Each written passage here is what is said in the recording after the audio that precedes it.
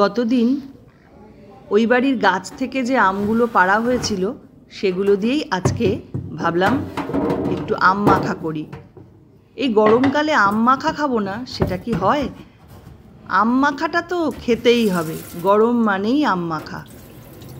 আর এই আম মাখার কথা বললেই মনে পড়ে যায় আমাদের সেই পুরনো দিনের কথা। ছোটোবেলায় আমরা কি করতাম জানো? ঝড় হলেই গাছের নিচে দাঁড়িয়ে পড়তাম। পাড়ার ছোট ছোট ছেলে মেয়েরা মিলে কি মজায় সবাই মিলে আম কোড়াতাম। বাবা যতই বাজার থেকে আম কিনে আনুক, কুড়িয়ে আম খাওয়ার মজাই আলাদা। তোমাদেরও নিশ্চয়ই অনেকেরই এরকম অভিজ্ঞতা আছে আমার মতন।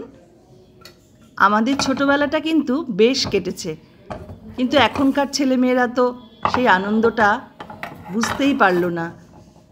ছোটোবেলার সে কি আনন্দ! ভাগ্যিস সেই সময় আমাদের হাতে মোবাইল ছিল না, তাহলে হয়তো এই আনন্দটাই আমরা পেতাম না। তখন স্কুল থেকে কত তাড়াতাড়ি বাড়ি ফিরবো, বাড়ি ফিরেই কোনো রকমের জামা প্যান্ট ছেড়েই ব্যাস সে কি দৌড় মাঠে খেলবার জন্য। খাবার সময়টুকুও সেই সময় ছিল না, ভাবতাম খেতে গেলেই ওই সময়টা নষ্ট হবে, ওইটুকু সময় আমরা খেলতে পারবো। আর এখন কোনো ছেলে মেয়েদের দেখি না মাঠে যেয়ে খেলতে, সারাক্ষণ বই নিয়ে মুখ গুজে বসে আছে বা মোবাইল নিয়ে ওই গেমস খেলছে। এই করে করে ছেলে মেয়েরগুলোর কী অবস্থা, একদম যান্ত্রিক হয়ে যাচ্ছে সবাই। কোনো আনন্দ নেই, কিচ্ছু নেই, অদ্ভুত একটা যন্ত্রের মতন তৈরি হচ্ছে সবাই। শুধু কি আম মাখা, এছাড়া আলু কাবলি মাখা, কুল মাখা, কত কিছু যে করতাম পাড়ার সব ছেলেমেয়েরা মিলে। আর আমি ছিলাম নাটের গুরু। সবাই মিলে একসাথে বসে সে যে কত সুন্দর সুন্দর সময় কাটিয়েছি কি বলবো।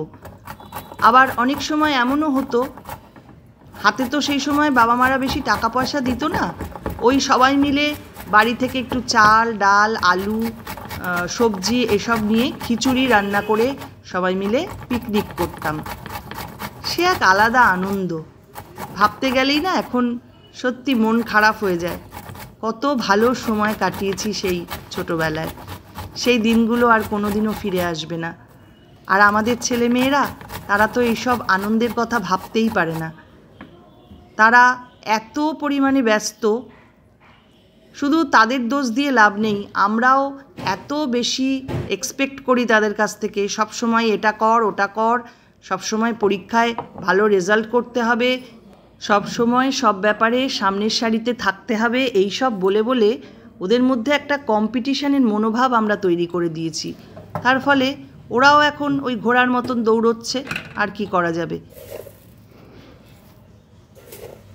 আমাদের সময় কিন্তু আমাদের বাবা মাদের এত এক্সপেকটেশন ছিল না। আমার তো বেশ মনে পড়ে, ছোটোবেলায় একটু রাত জেগে পড়লেই আমার বাবা বলতো, ওরে তাড়াতাড়ি ঘুমা, সকাল সকাল উঠে পড়বি। আর এখন বাবা মারা চায় ছেলেমেয়েরা যত পারুক রাত জেগে জেগে পড়ুক, কিন্তু সেই সময় কিন্তু এরকম ছিল না। কখনো আমার বাবা বা মা কখনোই জানতে চায়নি যে কী পড়ছিস না। আমরা নিজেরাই যেটুকু পড়তাম সেভাবেই ভালোভাবেই পাশ করেছি, ভালো রেজাল্টও করেছি, কোনো দিনও কোনো অসুবিধা হয়নি। কিন্তু এখন দেখুন কি অবস্থা, সবাই দৌড়চ্ছে, সব ছেলে মেয়েদের পেছনে সব বাবা মারা সারাক্ষণ দৌড়চ্ছে। সেই সময় শুধু আমার বাবা মা না, বেশিরভাগ বাবা মারাই কিন্তু অনেকটাই উদাসীন ছিল, ছেলে মেয়েদের ব্যাপারে এতটা সতর্ক ছিল না। কিন্তু সেই সময় ছেলেমেয়েরা কিন্তু কেউ সেভাবে খারাপ হয়নি। আমাদের সময় যথেষ্ট ভালো রেজাল্টও করেছে এবং তারা এখন যথেষ্ট প্রতিষ্ঠিত। জানি না কোনটা ঠিক কোনটা ভুল। যাই হোক, কথা বলতে বলতে আমার আম মাখা কমপ্লিট। এই দেখুন, দেখাতে দেখাতেই জিভে জল চলে আসছে। ওফ, কি স্বাদের! কাসুন্দি দিয়ে আম মাখা অপূর্ব লাগে খেতে। আর আমার ছেলেকে দেখুন কি তাড়িয়ে তাড়িয়ে খাচ্ছে। কেমন?